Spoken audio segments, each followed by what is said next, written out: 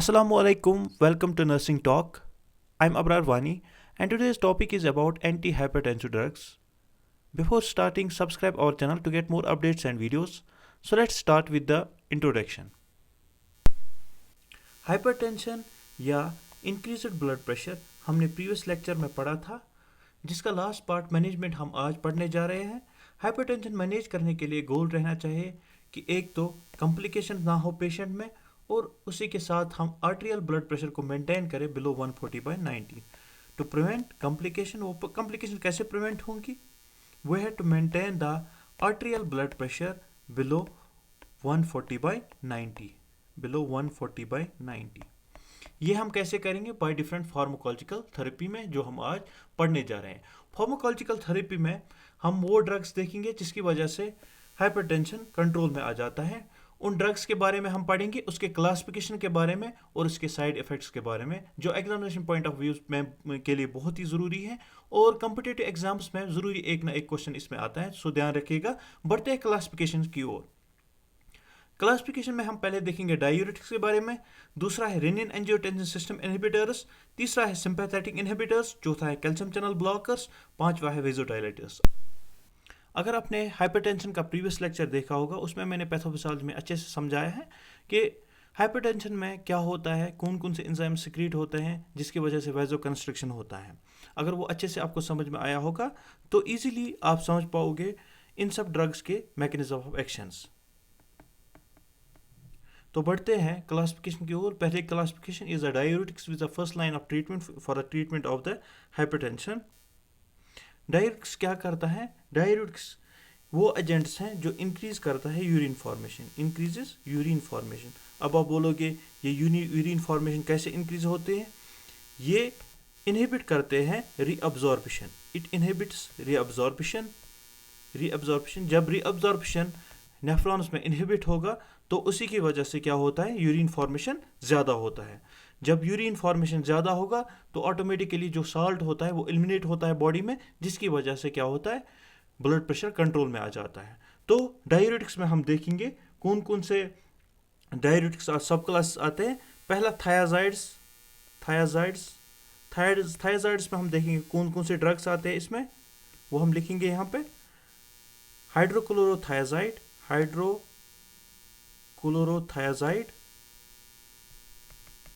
क्लोरोथैलिडोन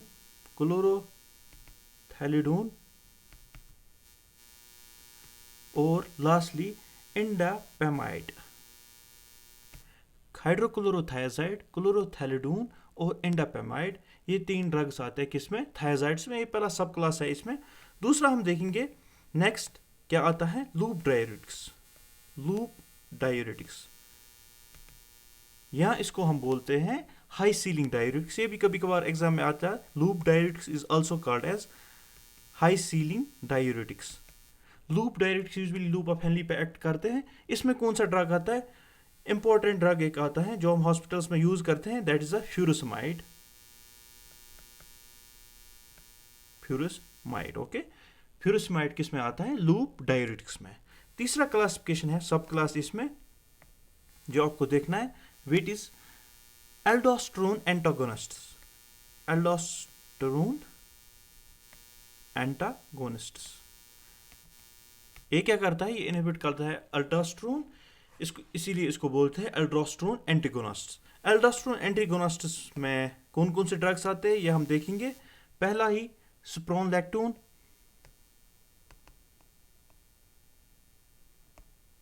दूसरा ड्रग इपिलिरुनोन। स्प्रोनलैक्टोन और इपिलिरुनोन। स्प्रोनलैक्टोन को हम दूसरा नाम बोलते हैं potassium sparing diuretics. Bye the name itself इसका मतलब क्या है? ये पोटेशियम को रिटेन करता है बॉडी में और बाकी जो साल्ट्स हैं उनको एक्सक्रीट करता है। Potassium sparing diuretics. In case of hypokalemia, अगर किसी को हाइपोकैलेमिया है, पोटेशियम कम है बॉडी में और हमें उसको डायूरेटिक्स देना है, वो यूजुअली गिव एल्डोस्टेरोन और स्प्रोनलैक्टोन। ये वाले ड्रग्स हम देते हैं। ये क्या करते हैं काम? ये पोटेशियम को रिटेन करते हैं बॉडी में और बाकी सारे जो साल्ट्स हैं उनको एक्सक्रीट करते हैं, जिसकी वजह से ब्लड प्रेशर कंट्रोल में रहता है। और लास्टली हम देखेंगे इसके साइड इफेक्ट्स। पहले ही कंट्राइंडिकेशन ये है, अगर किसी भी पेशेंट में रेनल फेलियर है हम उस पेशेंट को ये ड्रग्स नहीं देते हैं। कौन से? डायरेटिक्स वाले ड्रग्स। इसके साइड इफेक्ट्स क्या होंगे? साइड इफेक्ट्स ड्राउजीनेस, लेथर्जी, ये बहुत ही इंपॉर्टेंट है, मसल वीकनेस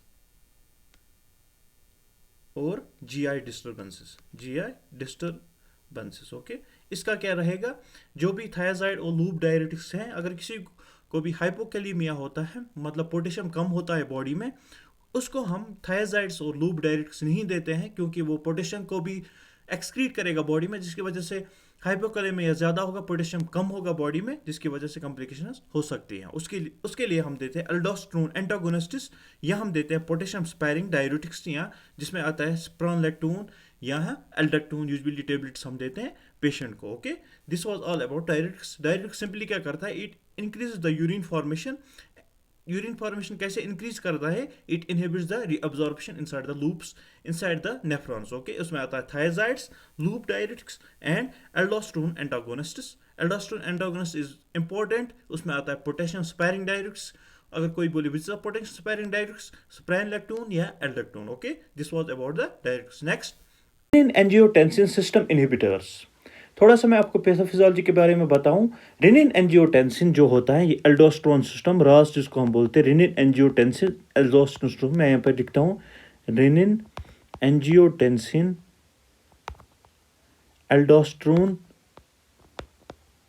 एल्डोस्टेरोन सिस्टम। ये रास सिस्टम क्या काम करता है?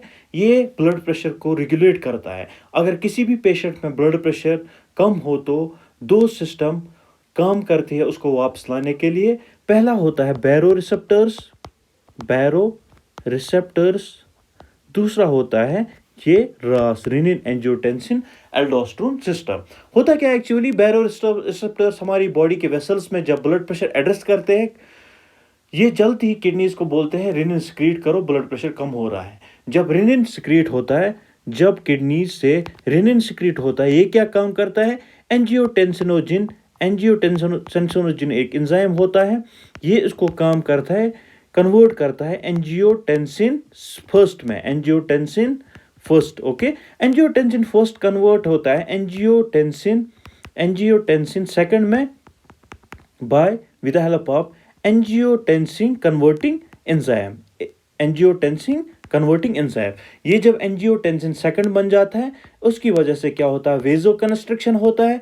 वेजोकंस्ट्रिक्शन जब हुआ तो ब्लड वेसल्स कंस्ट्रिक्ट होते हैं, जिसकी वजह से कार्डिक आउटपुट इंक्रीज होता है। उसकी वजह से क्या होता है? ब्लड प्रेशर बढ़ जाता है, ब्लड प्रेशर मेंटेन होता है। ओके, तो हमें काम क्या करना है? ब्लड प्रेशर को कंट्रोल करने के लिए ये सारे एंजाइम, चाहे वो रेनिन हो या चाहे वो एंजियोटेंसिन कन्वर्टिंग एंजाइम हो, इनको ब्लॉक करना है, इनके रिसेप्टर्स को ब्लॉक करना है। चलो हम देखते हैं क्या क्या सब क्लासेस आते हैं इसमें, आपको खुद ही समझ में आएगा आप। ओके, मूविंग टुवर्ड सब क्लासेस, इसमें क्या क्या क्लासिफिकेशंस आते हैं? क्लासिफिकेशन सब classes rennin angiotensin system inhibitors में क्या क्या आता है? पहले ही ए पार्ट ACE इनहिबिटर्स, यहाँ आप देख सकते हो, मैंने पढ़ा है यहाँ पे ACE एंजियोटेंसिन कन्वर्टिंग एंजाइम। इसको इनहिबिट करना, ये नहीं बनेगा, एंजियोटेंसिन सेकंड नहीं बनेगा, वेजोकंस्ट्रिक्शन नहीं होगा। एंजियोटेंसिन कन्वर्टिंग एंजाइम इनहिबिटर्स, उसमें क्या क्या आता है वो हम लिखेंगे यहाँ पे, कौन कौन से ड्रग्स होते हैं उसमें। पहला ही कैप्टोप्रिल, एनेलैप्रिल, लेंसोप्रिल, प्रिल जिसमें आएगा लेंसोप्रिल, रेमीप्रिल एटसेट्रा। ओके, ये आता है किसमें? ACE इनहिबिटर्स में। ACE इनहिबिटर्स ये क्या काम करता है? ये एंजियोटेंसिन कन्वर्टिंग एंजाइम को इनहिबिट करता है, जिसकी वजह से एंजियोटेंसिन सेकंड नहीं बनता है, जिसकी वजह से वेजोकंस्ट्रिक्शन नहीं होता है। ओके, जिसकी वजह से क्या? ब्लड प्रेशर इंक्रीज नहीं होगा। Next is angiotensin receptor blockers. ये क्या काम करते हैं? ये जो एंजियोटेंसिन होता है फर्स्ट और सेकंड, ये इनके रिसेप्टर ब्लॉक करते हैं। इसमें कौन कौन से ड्रग्स आते हैं वो हम देखेंगे वन बाय वन। इसमें आता है important drug losartan, candesartan, telmisartan. इसमें क्या क्या ड्रग्स आते हैं? Losartan, candesartan and telmisartan. ये क्या काम करते हैं? ये रिसेप्टर्स को ब्लॉक करते हैं। तीसरा आता है, तीसरा ड्रग इसमें, वो हम देखेंगे क्या है? Direct renin inhibitor. इसी को इनहिबिट करना, डायरेक्ट रेनिन इनहिबिटर। मैं यहां पे लिखता हूं direct renin inhibitor. Direct renin inhibitor में क्या आता है? एलिस्कायरिन एक ड्रग आता है इसमें, इंपॉर्टेंट ड्रग। ये एग्जाम में कभी कभार आता है, एलिस्कायरिन। ओके, मैंने आपको पैथोफिजियोलॉजी अच्छे से समझाया क्या होता है इसमें। जब भी हाइपोटेंशन होता है, जब भी इंक्रीज इन ब्लड प्रेशर होता है, वो कैसे होता है? बाय द रास सिस्टम। उसमें कौन कौन से एंजाइम्स हमें इनहिबिट करना है? वो आता है रेनिन एंजियोटेंसिन सिस्टम इनहिबिटर्स में। उसमें आता है ACE inhibitor, angiotensin receptor blockers, direct renin inhibitor. Okay, आगे बढ़ते हैं नेक्स्ट क्लास पे। सिंपैथेटिक इनहिबिटर्स पढ़ने से पहले हम देखेंगे RAS renin angiotensin system inhibitors के साइड इफ़ेक्ट्स के बारे में, जो बहुत ही इंपॉर्टेंट हैं। उनके साइड इफ़ेक्ट्स क्या रहेंगे? Dry cough is the main side effect in case of renin angiotensin system inhibitors. और for angiotensin receptor blockers ARBs, अगर किसी पेशेंट में होगा तो वो है to monitor for hyperkalemia and dry cough के साथ साथ ही we have to avoid potassium supplements और substitutes we have to avoid in case of renin angiotensin system inhibitors. Main side effect इसका है ड्राई कफ। ओके, तो बढ़ते हैं सिंपैथेटिक इनहिबिटर्स के बारे में। Bye the name itself it inhibits the receptors of sympathetic nervous system. ये इनको इनहिबिट करता है, जिसकी वजह से क्या होता है? ये यूजुअली बैरोरिसेप्टर्स पे एक्ट करते हैं, जिसकी वजह से ब्लड प्रेशर कंट्रोल में आता है। ओके, सिंपैथेटिक इनहिबिटर्स में पहला ही क्लासिफिकेशन आता है बीटा ब्लॉकर्स। उसमें कौन कौन से ड्रग्स आपको पढ़ने हैं? उसमें आते हैं प्रोपेनोलॉल, मेटाप्रोलॉल, एटनोलॉल या स्मोलॉल, एटनोलॉल। ये क्या करते हैं? ये हार्ट के बीटा 1 बीटा 2 रिसेप्टर्स को ब्लॉक करते हैं, जिसकी वजह से ब्लड प्रेशर कंट्रोल में आ जाता है। यहाँ बोल सकते हैं ये सिंपैथेटिक नर्वस सिस्टम को ब्लॉक करते हैं। कौन से? Beta blockers, beta adrenergic blockers. Okay, next sub class is alpha blockers क्या करते हैं? ये पेरिफेरल वेजोडाइलेशन काज करते हैं। These are the peripheral vasodilators. इसमें कौन कौन से ड्रग्स आते हैं ये हम देखेंगे यहाँ पे। प्रोजोसिन, टेराजोसिन, डॉक्साजोसिन। ओके, प्रोजोसिन, टेराजोसिन, डॉक्साजोसिन इसमें आता है अल्फा ब्लॉकर्स में। ये यूजुअली क्या काज करता है? Peripheral, these are the peripheral vasodilators. Okay, next third is very important, which is the alpha plus beta blockers. Alpha plus beta blockers साथ में होते हैं। कौन कौन से ड्रग्स इसमें आते हैं? इंपॉर्टेंट ड्रग्स लेबिटोलॉल,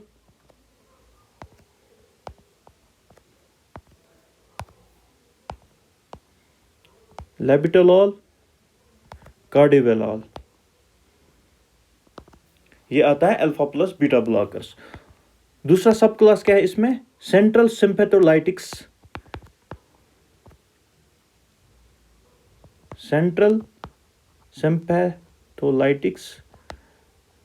ये क्या काज करते हैं? ये इंपेयर करते हैं रीअपटेक ऑफ नॉरएपिनेफ्रिन, जिसकी वजह से ब्लड प्रेशर कंट्रोल में आता है। ओके, इसमें दो ड्रग्स आते हैं, मेन ड्रग्स जो हम यूज करते हैं, क्लोनिडीन और methyl dopa. Important drug methyl dopa. Okay, अगर कोई बोले what is methyl dopa, it's a central sympatholytics. ये क्या काज करता है? It impairs the reuptake of norepinephrine. ये इंपेयर करता है reuptake of norepinephrine. Okay, this was all about the sympathetic inhibitors. उसमें आता है beta blockers, alpha plus beta blockers, very important, labetalol, carvedilol, central sympatholytics, clonidine, methyl dopa. और इसके lastly side effects क्या होंगे? Insomnia, weakness, fatigue, epigastric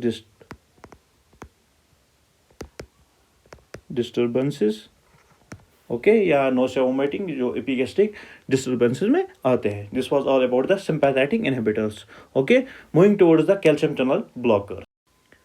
calcium channel blockers important drug हैं जो हम हॉस्पिटल सेटिंग में यूज करते हैं. कैल्शियम चैनल ब्लॉकर्स क्या काम करते हैं? It blocks the calcium channels. ये ब्लॉक करते हैं कैल्शियम चैनल्स, जिसकी वजह से क्या होता है? जिसकी वजह से ब्लड प्रेशर रेगुलेट होता है. साथ साथ में ही ब्लड प्रेशर रेगुलेट करने के साथ साथ में ही क्या ये काम करता है? It lowers the heart rate and cardiac load. Okay, lowers heart rate को भी कम करता है या कार्डियक लोड को कम करता है. ओके, और कार्डियक लोड. इसमें कौन कौन से ड्रग्स आते हैं? Verapamil, diltiazem, nifedipine, felodipine, cilnidipine, nicardipine. Okay, calcium channel blocker simply क्या काम करता है? इट ब्लॉक्स कैल्शियम चैनल्स, जिसकी वजह से ब्लड प्रेशर रेगुलेट होता है. ऑल्सो इसके साथ साथ ही क्या काम करता है? It lowers the heart rate and even it lowers the cardiac load. Okay, उसमें कौन कौन से ड्रग्स आते हैं? For example verapamil, diltiazem, nifedipine, felodipine, cilnidipine and nicardipine. Okay, ये सारे ड्रग्स इसमें आते हैं. ओके, साइड इफेक्ट्स क्या रहेंगे इसके साइड इफेक्ट्स हैं फास्ट हार्ट रेट, या हम बोलेंगे पल्पिटेशंस होते हैं इस पे. Fast heart rate, dizziness, constipation, fatigue, flushing, nausea and even rashes. Okay, ये इसके साइड इफेक्ट्स हो सकते हैं. Palpitations, dizziness, constipation, fatigue, flushing, nausea and even the rashes. Okay, simply it blocks the calcium channels which lowers the heart rate and even it lowers the cardiac load.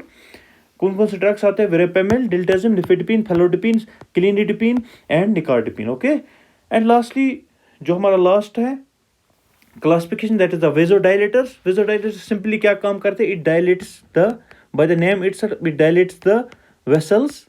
जब vessels dilate होंगे तो automatically क्या काम होगा? जो blood pressure है वो regulate होगा, कम होगा. उसमें कौन कौन से ड्रग्स आते हैं? For example hydralazine, minoxidil,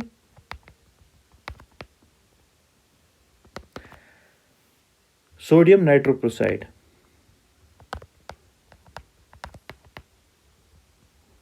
okay, these are the vasodilators. It dilates the vessels. इसमें आता है hydralazine, minoxidil, sodium nitrochloride. Okay, इसके साइड इफेक्ट्स इंपॉर्टेंट हैं. साइड इफेक्ट्स क्या है इसके? Headache, flushing, sweating, tachycardia. Okay, और मिनॉक्सिडिल का एक साइड इफेक्ट है. Minoxidil causes hirsutism. हिर्सुटिज्म क्या होता है? Unwanted hair growth. ओके, किसकी वजह से होता है?